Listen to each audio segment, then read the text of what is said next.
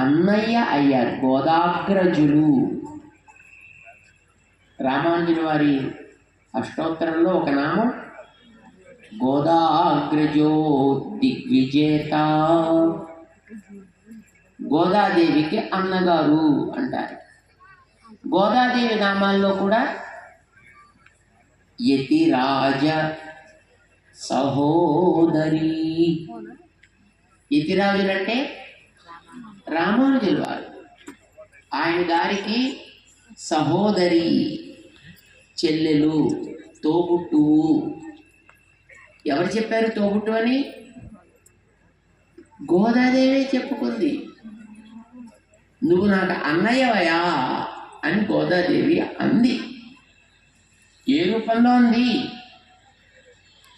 విగ్రహ రూపంలో చెప్పింది.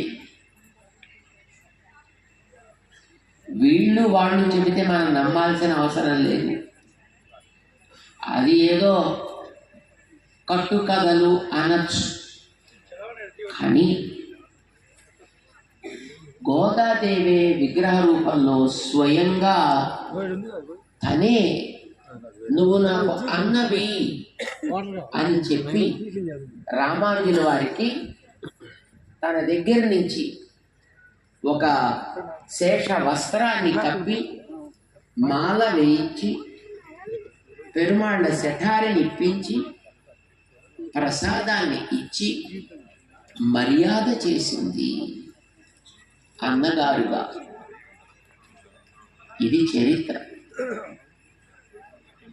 అప్పటి నుంచి మనమంతా కూడా రామానుజుల వారు ఆరగింపు చేసినట్లే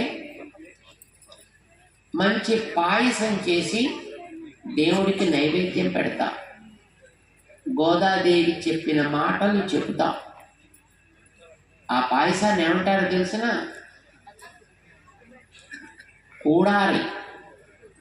గోదాదేవి పాడిన పాటల్లో 27వ పాట పాడిన రోజున గోదాదేవి ఈ పాయసాన్ని గురించి చెప్పింది.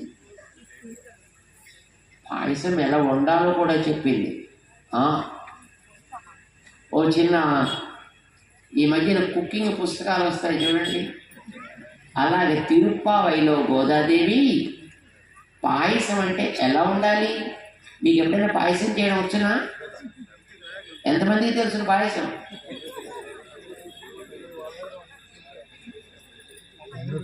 మీకు తెలియదు.